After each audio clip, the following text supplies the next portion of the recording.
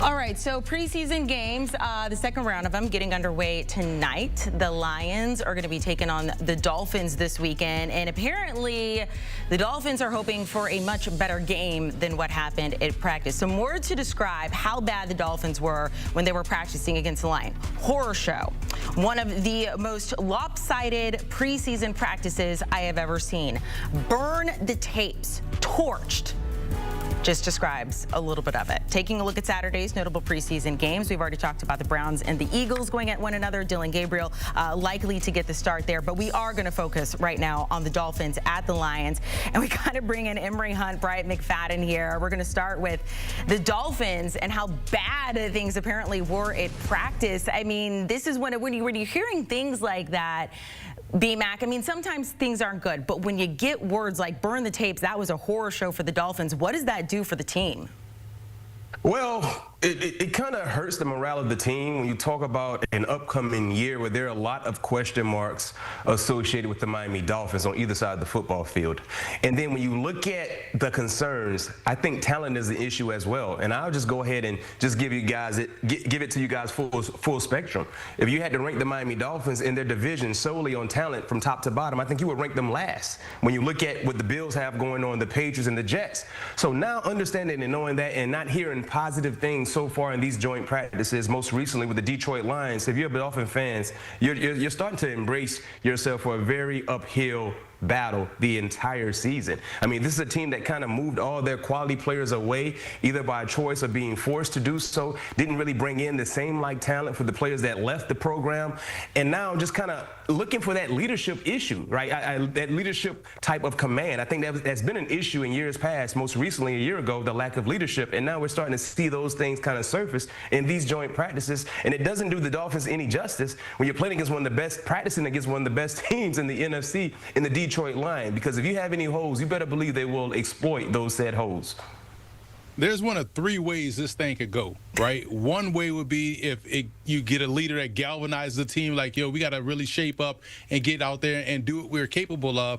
The second way is guys go pack their bags and be done for the season already. You know, the season ain't even start yet. Then the other way is like you may see individuals pop up like, well, they play bad, I play good. That stuff is the last two things that could really break up a team. You hope that your quarterback, Tua Tagovailoa, and other leaders on the team galvanize and get these things going. But I think this is exactly what the Miami Dolphins needed. Reason being, coming out of the season and going into the offseason, it was about attacking their toughness and mental toughness, physical toughness. They attack that in the draft and free agency. They want to get tougher. And going out there and playing one of the toughest teams in the NFL, in the Detroit Lions, shows you how far you have come, but also how far you have to go. I like the silver lining, Emory. So people watching this are like, okay, you're talking about how bad it was. How bad really was it? We're going to give you some examples, and the guys are going to react to them.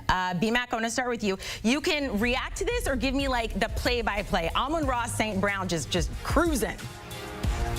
Well, what happened was the cornerback was anticipating the very first route, a stop route. Amon-Ra kept going, and of course you never want to be in that position. The second one, back shoulder fade. I don't know who exactly threw the football, but ideal ball placement. And then you talk about this slot fade here, red zone concept, being the number 2 wide receiver. This is easy throw and catch for a veteran type of player in Amon-Ra St. Brown. And they're just clicking. And there's another highlight that I see that we didn't add to this highlight reel. J-Mo. I mean, a deep post route, I mean, got caught with the ball right in his bread basket when you talk about his speed. But this was an issue for Miami Dolphins in the secondary, consistently allowing Detroit Lions pass catchers get behind them in coverage. So when you look at the makeup of this secondary a year ago, you had guys like Javon Holland, you had Jalen Ramsey. Those two players are no longer there, right? So you look at bringing in Micah Fitzpatrick, that's one quality addition, but the cornerback still, when you look at the injuries they've been dealing with, along with moving on from their best cornerback a year ago, that's a major concern for a defense that's going to be called to play really, really good football. And unfortunately, the corners in Miami didn't have their best outing against the Detroit Lions based on those highlights that we went over. All right, you mentioned Jameson Williams, and I'm not sure if this is the exact play that you were talking about, B-Mac, but we do have one of him going up against the Dolphins. Emory, tell me what you're seeing here. 23 is still looking for the football, and 14 right here is not the fastest. And when you see middle of the field open like that, You know, Jameson Williams is going back to the sideline saying, bro, these dudes slow. And now 23, once again, this is the second time he pops up in this video, right? And so that's a problem. One, you can't locate the football. Understand where you're at on the field. That's the biggest thing. You're inside the green zone, 10-yard line going in if you're number 23, and you're still searching for the sideline for the football. That shows you have lack of spatial awareness. And the Dolphins have already been a little bit banged up in the secondary. And to see Jameson Williams has free access off the line of scrimmage, no middle of the field safety, so open field, and he's going to run and exploit that defense. They have a lot to work out on. And some of those things, speed-wise, they can't get fixed. You are what you are. But, man, spatial awareness, where you are on the field, those are things you expect the pro-level cornerback to understand so they don't panic out there, which is what we saw in that clip.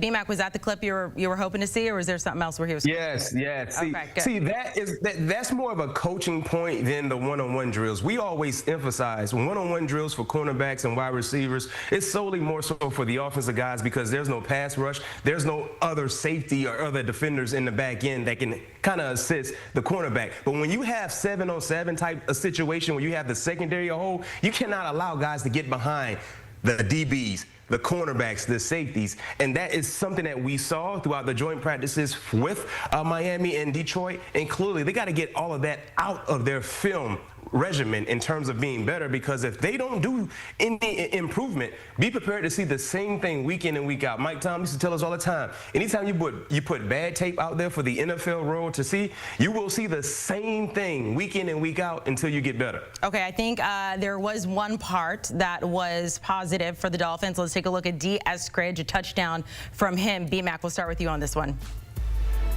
All right, let's see what we got.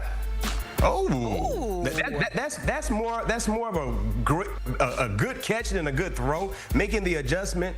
And you know, so far he's been having a real nice camp. When you look at what he's done throughout the entire opportunities that we've seen, I've been hearing his name pop up time and time again for the Miami Dolphins on the offensive end, and that's much needed in terms of the depth at the wide receiver position. Because one thing about Jalen Waddle, he's a very, very explosive, talented wide receiver, but oftentimes he's dealing with nicks and bruises throughout the course of the season. And then the same can be said for a guy like Tyreek Hill as well. So having quality depth at the wide receiver position is a necessity for the Miami Dolphins, and hopefully he can really answer that call to be able to be in the rotation once the season starts. Okay, so a little bit of positivity there for the Dolphins, but overall, I mean, we've been talking about it, just how bad that practice was, and we're hearing from Mike McDaniel that he's planning to sit a lot of the starters for this second game going up against the Lions. Emory, is that a good idea?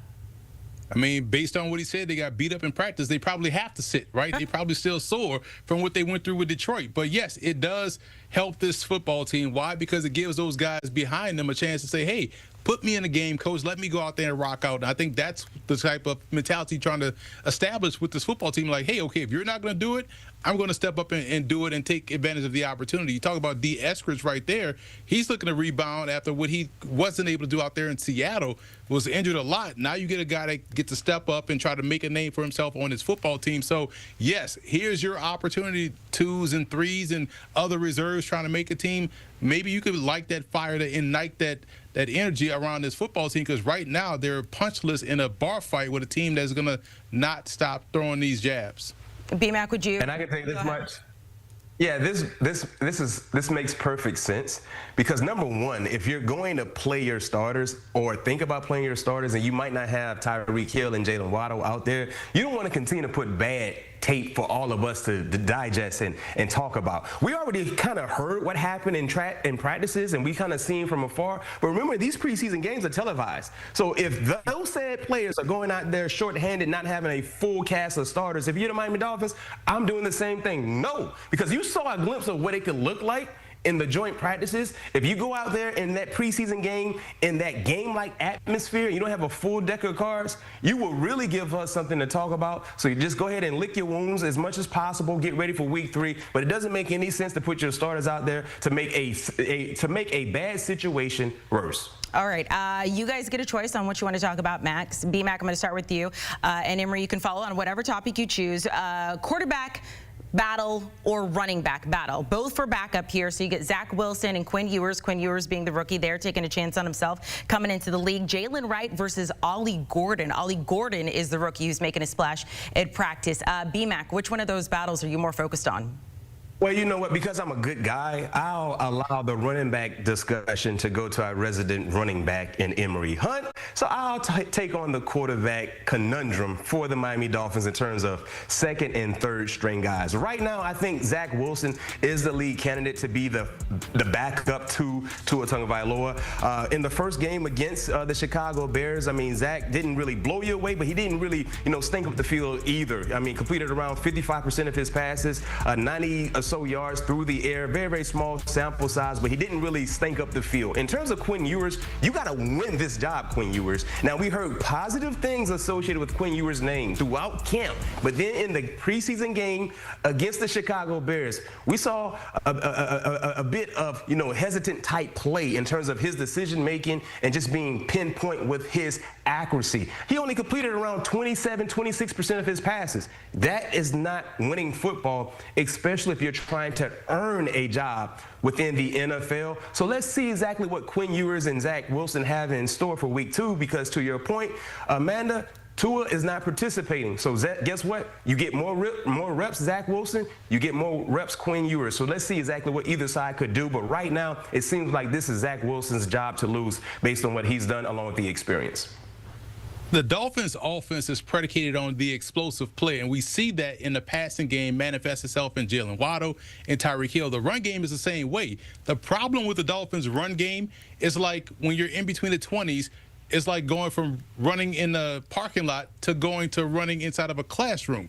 Once you get inside that tight, confined space, at some point, you got to go forward. At some point, you're going to have a physical discussion with the dude across from you. And the Dolphins right now, kind of the theme of this whole thing, are not physical enough at the point of attack. We saw that early in that Bears preseason game during the fourth down stop, the goal line stands. Yes, they were able to get some short touchdowns, but they need someone that can really punch that thing inside. And I think Ollie Gordon gives them that. They have a lot of speed backs, a lot of guys that could work well from the 20 to 20, and they can probably hit the home run. But once you get inside the 20 in that green zone, inside the 10, you need someone that they fear, that they do not want to tackle.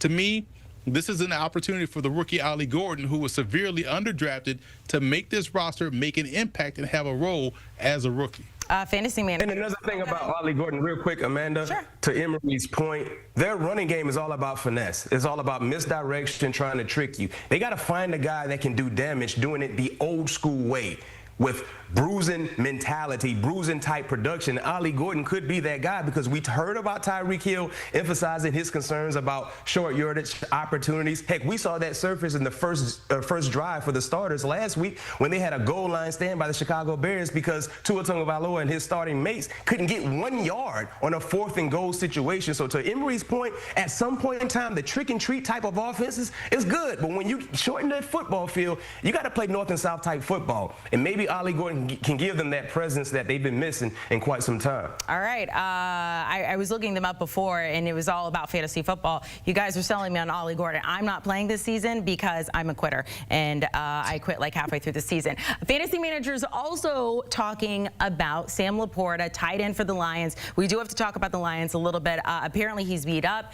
Dan Quinn said he's going to be out for a little bit right now. I mean, B-Mac, your concern level here and how crucial he is to this offense.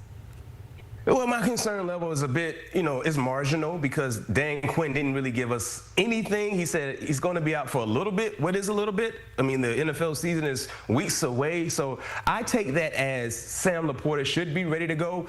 And to your question about how important he is, he's very, very important.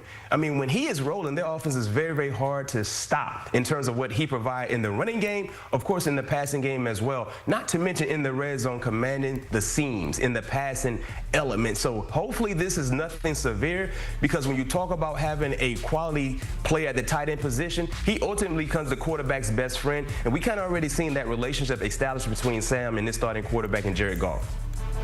This is why I love offense, because yes, Laporta is important, and it all depends on how long he's going to be out. But man, there's creative ways to get that production from his position by using Amon-Ra St. Brown, because he can move around the formation. You can get the same type of effect on the inside from Amon-Ra St. Brown, because you now have the emergence of a Jameson Williams, and you also have a healthy Tim Patrick that's a very good wide receiver when he's healthy. So there's creative ways to get it done, but at the end of the day, what Detroit can do to help out Jared Goff, Give that ball to 26 in the backfield, Jahmyr Gibbs. Give that ball to David Montgomery. Let those guys rock out until he gets back, because at the end of the day, there are creative ways to kind of, piece and part together the production. But Amon-Ra St. Brown is valuable because he has that versatility. What is your Emory. Mac? Yeah. Emory, you didn't get your Madden update. Jahmyr is wearing number 0. He's not wearing 26 anymore. You didn't get your Madden update. I refuse to acknowledge the running back wearing 0 because that's a bad omen. So that's why I brought up 26. It was strategic, B-Mac. Well, that's his number, though, Amanda. Right? No, we got to call him by his number. Why is that a bad omen? Because I don't want to be known as 0. Like, give that to a defensive player. 0 to hero. No. It's a legal number. Take it. All right, I'm going to convince you on it. Also, I hope everybody realized that B-Mac and I did mean Dan Campbell. Like, he does give Dan Quinn vibes. They're both named Dan. They kind of look the same.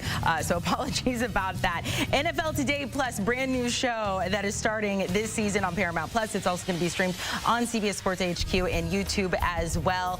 The first ever streaming only pregame show to the NFL. It's going to lead into the NFL Today. We are so close. It is just around the corner, less than a month now, to the NFL returning to CBS on September 7th, including the Lions taking on the Packers.